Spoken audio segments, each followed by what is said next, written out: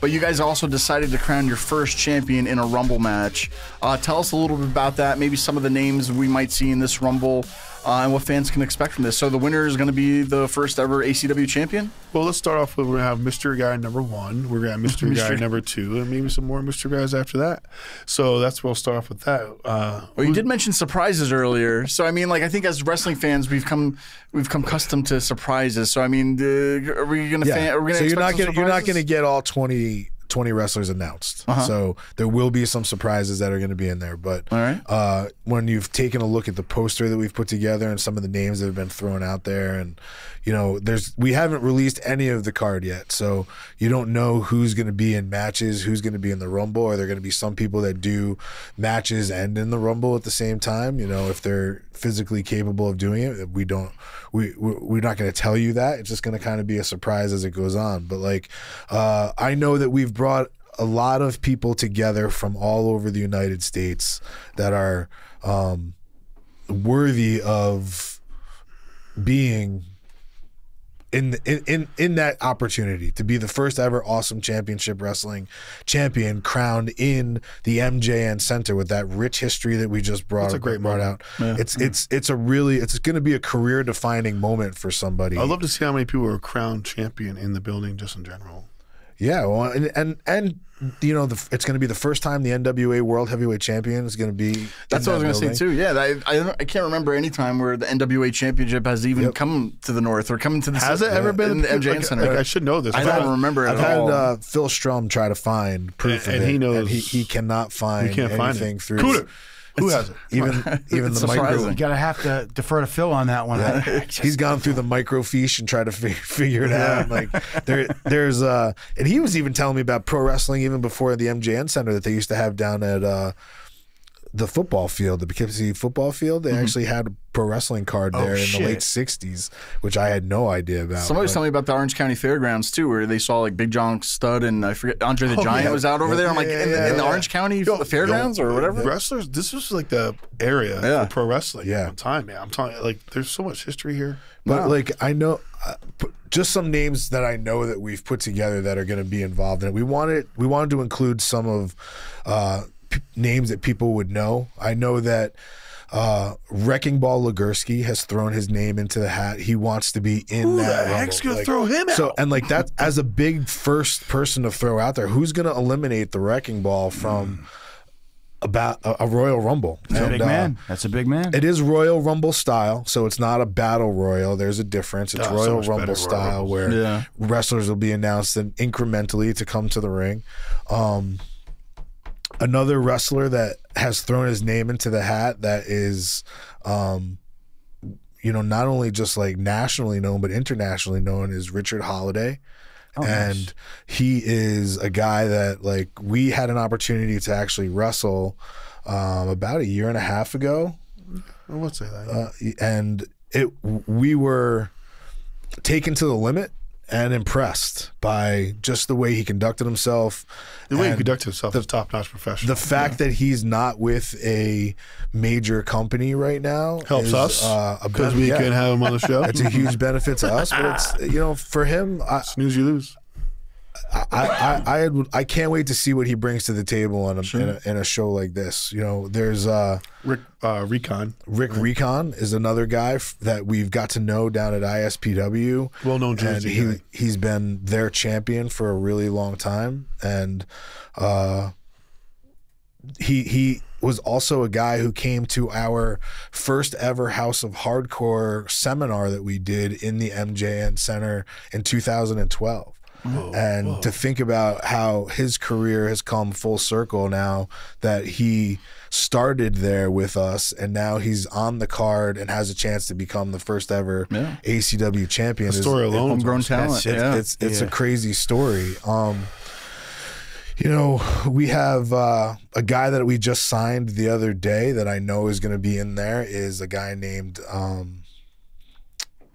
Brock Lesnar.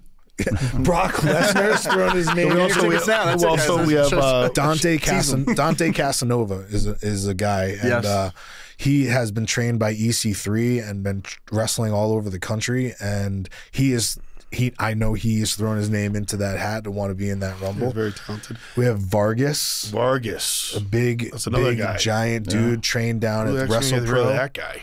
We're talking about really strong. Get rid of these guys. Then we got Mike Gallagher. Poughkeepsie native. He was he went to Arlington, and he also trained where you. Yeah, he trained where I trained at Johnny Rods. He was there. He was actually one of the trainers there at one time. He's down there. Right now he's currently down in Florida wrestling the circuit down there. But he's been around. He's a veteran. Not many people are aware of his ring capability, so he could be an underdog, but really he's not. So that's cool. That's cool. And plus, that's cool. That's cool that we have guys in there that are really, really good, and some people don't know how good they are. So if some of these guys don't do their homework, it's gonna not be good for them. Yeah. The last time we were there, we wrestled Danny Moff and a guy named Kerr. And why do I know that name? Adam Kerr. Kerr is actually one of the strongest pro wrestlers I've ever seen in my life. At one point, I saw this guy. I'll never forget the rest of my life. And usually, all four of us pretty much have watched most wrestling. We've pretty much seen a lot, almost everything. Yeah. So I remember, like, I was with Vic, and I'm like, we're watching Kerr through the curtain, and he's wrestling Wrecking Ball. If you guys aren't aware of who Wrecking Ball is, he is the modern Bam Bam Bigelow. He can move. He's big, mean, and he is just a big guy. What, like 350, 400? What do you think, Vic? Yeah. At this time, maybe 450. Yeah. So we got 450, right? This Kerr catches him in a crossbody, the Scott Hall sack of crap, right? And throws him over his head like Scott Hall sack of crap. And I couldn't believe it. We looked at each other like, I never like it was easy that there's a human is that strong. Now Kerr's like a 6 foot, what, 7, 8? Yeah, like 6. Yeah. He's like he's a big guy, but he doesn't look like he has like caveman strength. I'll never forget for the rest of my life.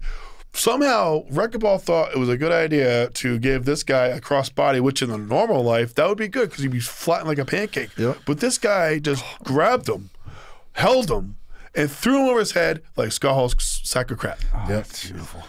Isn't it? It's I can't. crazy. I'll never forget it. And this guy, Kerr's in the Rumble. Yeah, Kerr's in the Rumble, and that's another guy. It's like, no, like, you better do your homework, fellas. That's in the Rumble, because this guy has incredible strength. I don't see someone throwing him out. That's cool. When you see those sick feats of strength, man. I can't. I'm telling you, it was shocking. It was I'll never forget it for the rest of my life. And like, people are like, oh, it's pro wrestling. Wrecking Ball might have helped him. No, there was no help. There was zero. Wrecking Ball's not helping anyone lift him up over his head. Okay, he was just like a sack of crap, just like how Scott Hall did, and threw him over. There's so much talent. Like Northeast Wrestling stalwart Keith Youngblood's also on the show. Landon Hale is on the show. Landon Hale's really good. He's just one of those guys that we really wanted to make sure that we had. NWA wrestler Joe Ocasio is also on the show. He's hungrier than ever. He just got back from a serious knee injury. I think he tore his ACL. He recovered very, very, very good, and he can't come back any more hungry than he is right now. So that's another name. That's another name right there that that really wants to prove himself. That could go all the way. Like, there's not one guy that we've really mentioned that we don't have like some kind of crazy story with. Like, I glossed over Keith Youngblood, but Keith Youngblood, we had almost a year-long feud with him and Daniel Evans and the Kingdom in Northeast Wrestling. He was a part of the match where I shattered my leg. That was the first night they won the tag team championships. Yeah, one thing about Keith Youngblood, he can wrestle anybody. Like, he can literally wrestle anybody. Yeah. So, like, he's like, he's one of those guys, again, you got to do your homework. Yeah. Because there's everybody that's on this show is somebody that we have a story with, and we can tell their story, and we're going to tell their story on a big scale. And that's one of the cool things about Awesome Championship Wrestling is that there's so many guys that we know that haven't had a chance to tell their story to a big audience. And we see the fact that we've been able to get the attention behind this show. We have all of the things kind of in place to showcase these guys, and we're going to be able to do that and breathe life into these guys' career that are already doing really well, and this is going to help take them to that next level. Like, a guy like Landon Hale is wrestling right now in Germany. Like, right now, in Germany. Yeah. So like, he's a doctor. Yeah, that's a crazy story. As weird as that is, but he's like a legit doctor. But there's just so many guys that we were able to bring on and make this show special that it's really going to be something awesome. Oh, Landon Hill. Hell yeah. Hell yeah. I mean, Gimmick for now. He started doing hell yeah. I got to stand there and watch them make peace with each other about the hell yeah thing. It was like a hell yeah battle. Yeah, like they like, it was like a tip of the cap. Like who won that one? Passing of the hell? Yeah, we're gonna share the hell yeah. Yeah, they're sharing it.